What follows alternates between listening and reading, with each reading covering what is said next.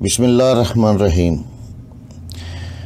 خالد بن ولید رضی اللہ تعالیٰ عنہ ایک ایسے صحابہ رسول کی داستان ہے جس نے اسلام قبول کیا تو آپ جناب حضور اکرم صلی اللہ علیہ وآلہ وسلم نے سیف اللہ یعنی اللہ کی تلوار کے خطاب سے نوازا۔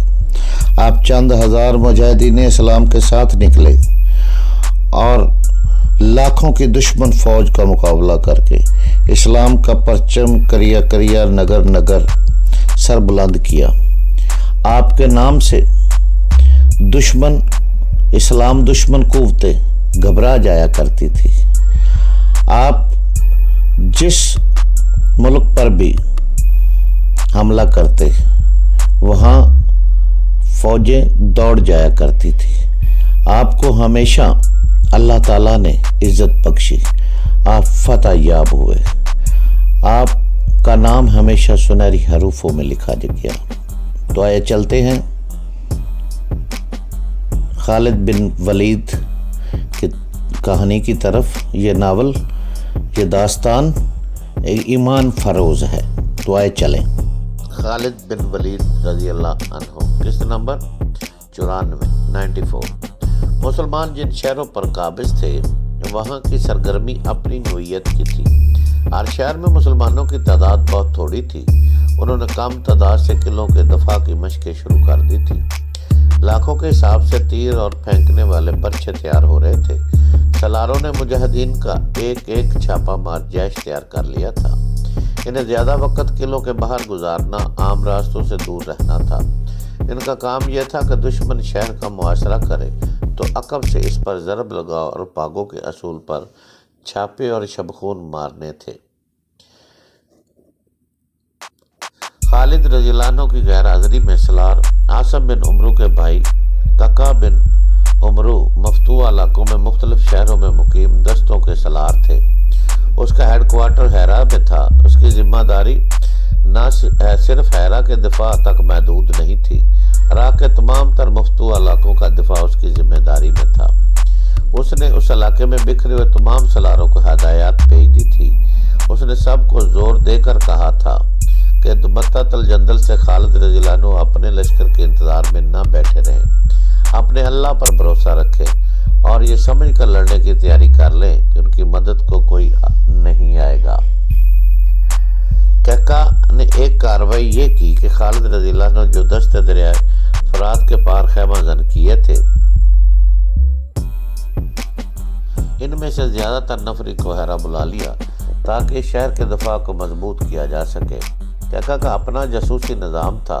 اس کے ذریعے ککا کو اطلاع ملی کہ فارس کا لشکر کہاں کہاں جمع ہوگا۔ یہ دو جگہیں تھی، ایک حسید اور دوسری خنافس۔ یہ دونوں مقام انبار اور عین التمر کے درمیان تھے۔ ککا نے اپنے ایک دستے کو حسید اور دوسرے کو خنافس اس ہدایت کے ساتھ بھیج دیا کہ فارس کی فوج وہاں آئے تو اس پر نظر رکھے اور فوج کس طرف پیش قدمی کرے تو اس پر چھاپے مارے، اس پیش قدمی میں رکاوٹ ڈالتے رہے، شب خون بھی مارے۔ یہ دونوں دستے جب ان مقامات پر پہنچے تو دونوں جگہوں پر فارس کے ہراول دستے آتے ہوئے تھے جو خیمے گاڑ رہے تھے۔ ان سے پتہ چلا کہ یہ خیمے کسی بہت بڑے لشکر کے لیے گاڑے جا رہے ہیں۔ مسلمان دستوں نے ان کے سامنے اسی انداز میں خیمے گاڑنے شروع کر دیے جیسے وہ بھی بہت بڑے لشکر کا ہراول ہوں۔ ادھر یہ تیاریاں ہو رہی تھی۔ مجاہدین اسلام کو خس و خاش کی مانند اڑانے جانے کے لیے بڑا ہی تند و طوفان اٹھ کھڑا ہوا تھا۔ ادھر سالار زبرقان بن بدر کے روانہ کیے ہوئے دونوں قاصد متحد الجندل خالد رضی اللہ عنہ کے پاس پہنچ گئے۔ انہوں نے 350 میل فاصلہ صرف 5 دنوں میں طے کیا تھا۔ خالد رضی اللہ عنہ کو جب متحد الجندل گئے تھے تو انہوں نے 300 میل فاصلہ 10 دنوں میں طے کیا تھا۔ اب دونوں قاصدوں نے 350 میل سے زیادہ صحرائی اور دشوار مسافت 5 دنوں میں طے کی۔ بھوک اور پیاس سے ان کی زبانیں باہر نکلی ہوئی تھی۔ ان کے چہروں پر باریک ریت کی تہ جم گئی تھی۔ ان کی زبانیں اکڑی ہوئی تھی۔ انہوں نے پھر بھی بولنے کی کوشش کی۔ تم پر اللہ کی رحمت ہو، خالد رضی اللہ عنہ نے کہا۔ खुशक जिस्मों से तुम कैसे बोल सकोगे। इन्हें खिलाया पिलाया गया तो वो बोलने के काबिल हुए। सलार आला को अंबार के सलार ज़बरकान बिन बदर का सलाम पहुंचे। एक काश्त ने कहा, वालेकुम सलाम। खालिद रज़ियल्लाहु अन्हु ने पूछा, और वो पैगाम क्या है जो तुम लाए हो। मदैन में बहुत बड़ा लश्कर तैयार हो रहा है, काश्त ने कहा, और एक लश्कर ईसाई कबीलों का तैयार हो रहा है। वो कहते हैं कि इब्ने वलीद उनके इलाकों से चला गया है और वो थोड़े से जो दस्ते छोड़ गया है इन एक ही हमले में ख़त्म करके अपने इलाके वापस लेंगे। दोनों काश्तों ने खालिद रज़ियल्लाहु अन्हु को तमाम तर तफसील बताई और कहा कि खालिद रज़ियल्लाहु अन्हु को दुमतल जंदल के हालात इजाज़त ना दें तो ना आए। दस्ते जो फारस की शहनशाही के इलाके में हैं वो इसी तरह लड़ेंगे जिस तरह खालिद रज़ियल्लाहु अन्हु की क़ियादत में लड़े थे। खालिद रज़ियल्लाहु अन्हु दुमतल जंदल पर कब्जा कर चुके थे। उन्होंने वहाँ का इंतज़ाम एक नैब सलार के हवाले किया और फौरी तौर पर कूच का हुक्म दे दिया। खुदा की कसम, मौरखों के मुताबिक खालिद रज़ियल्लाहु अन्हु ने इन अल्फाज में कसम खाई, बनी तुगलों पर इस तरह झपटूंगा कि फिर कभी वो इस्लाम के खिलाफ उठने के काबिल नहीं रहेंगे।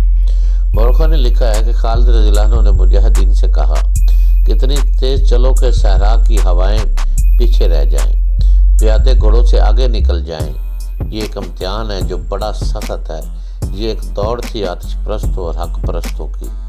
आतिश परस्तों को अपने ही इलाके में पहुंचना था और ये मसाफत कुछ भी नहीं थी। हक परस्त बड़ी दूर से चले थे और उनके सामने सैकड़ों मीलों की मुसाफत ही नहीं, बड़ा जालिम सहरा था। मील हा मील की वसत में और बाकी सब रेत का समंदर था।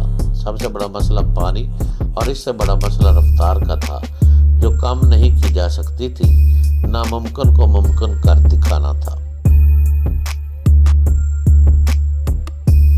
चांद और सितारों ने इन्हें चलते देखा, सूरज ने इन्हें चलते देखा, सरा की आंधी भी इन्हें न रोक सकी। आंधी, सूरज, प्यास, भूख जिस्मों को माजूर किया करती है। वो जो तपते सहराओं में प्यास से मर जाते हैं वो जिस्म होते हैं। और जो खालिद रज़ियल्लाहु अन्हु की क़ियादत में दुमतल जंदल से चले थे वो अपने जिस्मों से दस्तबरदार हो गए। उनकी कुव्वत इरादी का और कुव्वत ईमानी का करिश्मा ये था कि उन्होंने जिस्मानी ज़रूरियात से निगाहें फेर ली और रूहानी कुव्वतों को बेदार कर लिया। उनकी ज़ुबान पर अल्लाह का नाम था और दिलों में ईमान और यकीन मुहक्कम था। अपनी ही आवाज़ इन पर वजद तारी कर रही थी। जंगी तराने गाने वाले लश्कर के वस्त में ऊँटों पर सवार थे। उनकी आवाज़ आगे भी और पीछे भी जाती थी। लश्कर के कदम नफरियों की ताल पर उठते थे और ये ताल बड़ी तेज थी। कुछ फासले तय करके तराने और दफ खामोश हो जाते और तमाम लश्कर कलमा तय्यबा का विर्द बुलंद आवाज़ में शुरू कर देता। हजार हक परस्तों की आवाज़ एक हो जाती, फिर ये आवाज़ एक गूंज बन जाती और यूँ लगता जैसे सरा और सराही टीलों पर वजद तारी हो गया हो। इस्लाम के शुदाइयों का लश्कर अपनी ही आवाज़ से महसूर होता चला गया। बहमन जाज़विया ने अपने तैयार किए हुए लश्कर को आखिरी बार देखा। उसे दो हिस्सों में तकसीम करके एक हिस्से को असीद की तरफ और दूसरे को फनाफ्स की तरफ रवाना किया। अब उसने कमान नए सलारों को दी थी। असीद वाले हिस्से का सलार रोज़बा था और फनाफ्स वाले हिस्से का सरदार ज़रमहोर। उनके लिए यह हुक्म था कि अपने अपने मुकाम पर जाकर खैमज़न हो जाएं और बनी तगलब और दूसरे ईसाई कबीलों के लश्कर का इंतज़ार करें। कहका के जासूस ने इतला दी थी कि मदाइन के लश्कर असीद और फनाफ्स को इत्तमागाह बनाएंगे और अगली कार्रवाई यहीं से करेंगे। ईसाइयों का लश्कर अभी पूरी तरह तैयार नहीं हुआ था। मौरखों ने लिखा कि ईरानियों की तरह ईसाई भी दो हिस्सों में तैयार हो रहे थे। एक का सरदार हजील बिन अमरान था और दूसरे का रबी बिन बहरिया था। यह लश्कर असीद और खनाफ से कुछ दूर दो मुकामात पर जमा हो रहा था।